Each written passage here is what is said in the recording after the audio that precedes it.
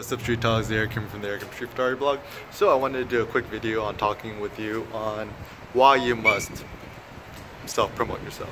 So now, first and foremost, it's kind of the strange bias that seeing that self-promotion is somehow shameless, it's in bad taste, it's bad and thus evil. So to me, this kind of makes no sense. Okay, so why is this way? So I have some theories. So the first theory is this.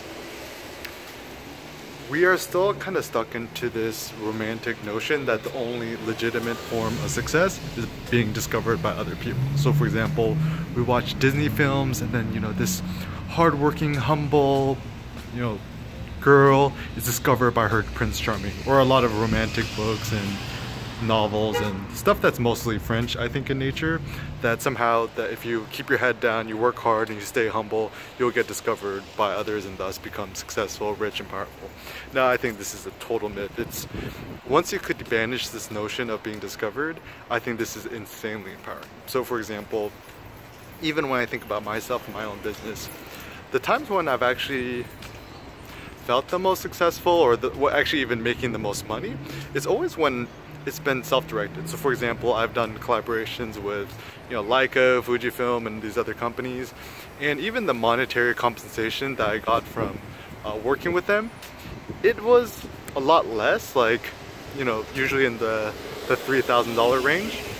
And whereas if I taught a workshop myself, I could earn like $8,000 to $10,000, and I kind of made the sucker mistake of wanting to focus more of my efforts on getting more deals with these big brands because it somehow made me feel like more legitimate. I don't know. And I started to realize instead, whenever I've taken my own personal risks and I've always promoted myself and put myself on the line, I actually ended up being a lot more successful and made more money and thus had more control, and I was generally happier. So I think self-promotion is the key. So let's just do a thought experiment. Let's say I knew your future with 100% accuracy, and I told you, let's say your name is Billy. I'm like, hey Billy, I could tell you with 100% accuracy that you'll never get discovered in your life. No one's ever going to promote you. You'll never get signed to another photography label or whatever it may be, right? If this were the fact, would you prostrate yourself and curse your fate? Or would this actually be insanely empowering and think to yourself, wow, this is amazing. Now I could actually focus on self-promoting myself, and you know that your fate is 100% in your own hands. And I think this is so empowering because like a lot of people, their dream is to, get a book published, and generally there's this like, Hail Mary trying to throw out like a football and waiting for some big publisher to discover you. Rather, I would say self-publishing is, I think it's the only way to go, because not only in the long term you'll probably make more money, also you'll have more control over your substance, your information, your knowledge, your ideas, and also you could do everything according to your own terms. Now, I think the reason why a lot of people like to push the marketing and stuff to other people is this. If somehow you put something out there and someone else is promoting you and it fails or it flops, you have somebody else to blame. But if you're promoting yourself, you could only blame yourself for your own failures and successes. And now I think a lot of people are kind of uncomfortable with this line of thinking because it's too much pressure. And also, it's kind of linked with this strange like Christian, Protestant work ethic notion that you must be humble, and the best way to stay humble is not to promote yourself. And when you're promoting yourself, obviously you're elevating yourself above others, and thus that's considered bad manners or bad taste. But in fact, the only way to be successful in today's world is you need to differentiate yourself from others. You must stand out, and if that means that you have to put yourself on a pedestal, that's the only real way to do it. And I think anyone who tells you otherwise is just kind of lying to themselves. You must make yourself exceptional. You must make yourself grander. And the way you do this is by self-promotion. Now, I think generally when we think about self-promotion in bad taste, we generally think about people who do it in kind of a sleazy way. Now, this is what I would actually recommend you to do, is whenever you're promoting yourself, just try to be as transparent as humanly possible, and don't try to overhype yourself and fake and front and overclaim benefits. So for example, generally when we think of that negative notion of like a used car salesman, or you know, somebody selling snakeskin oil, is that they give you false claims. So for example, you buy my product and then suddenly you'll be, you know, you'll have 200 pounds of muscle, you'll be so much more handsome and everyone will love you, blah blah. And so over exaggerated claims, I think, are generally what's not cool.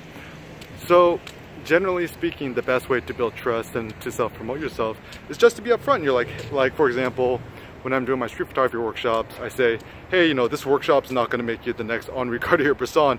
However, it's going to help you build your confidence. It's going to make you more brazen and bold. It's going to make you hesitate less when you're shooting street photography. And this will empower you as a visual artist. And I think those are good claims. And also, when in doubt, it's better to overstate how great you are and what you could offer to benefit, because by setting the bar very high, let's say you end up selling a product, or let's say you end up doing a workshop, you have to hustle hard because you got skin in the game, is that you don't want to disappoint other people. Even one thing I like to do in my workshops, I have 100% money back guarantee, because I actually want to work hard, because like, of course, like, I don't want people to attend my workshop and, you know, ask for their money back. So I put in that extra hustle during my workshops to make sure everyone is 100% satisfied. And self-promotion, how to do it. So I'll just give you some practical tips on how to self-promote yourself. So first and foremost, I think one of the best ways to self-promote yourself is through blogging. If you own your own blog, I generally recommend signing up via bluehost.com and installing WordPress.org. You will get indexed by Google, which means anytime you write a blog post on any single topic, random people on the internet who are searching for that topic could discover you, and thus you could end up having them sign up your newsletter. You could use MailChimp.com, that's what I use. Also, a good way is starting your own YouTube channel, uploading videos on certain topics you find interesting. And also, a good way to self-promote yourself is use your first and last name whenever possible. And I think self-promotion, it means to... Also, I think it's important for it to be personal too, because generally speaking, at the end of the day, if people are going to attend your workshop or, you know, go on your travel experience or buy your products, it's because they like you as a human being.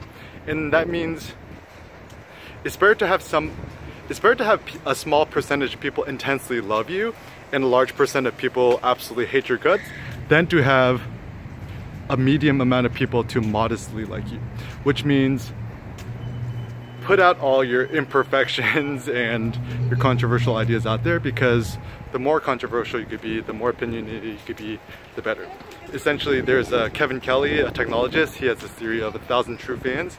He says, you know, as long as you have 1,000 people like who really truly believe in what you do, then you can make a living. And he defines a true fan as somebody who's actually willing to spend some money on you, because generally money talks, right?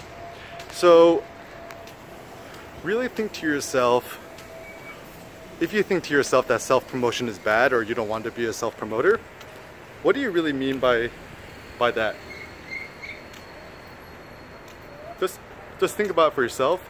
Think about what you've been taught, what you've learned, where this notion of being humble comes from, and know that if you really believe in yourself, attach your name to what you create. Have pride in yourself. I would say don't be humble. When in doubt, brag more. But make sure that the bragging or the self-promotion has substance. Thanks a lot for watching, guys. Peace out.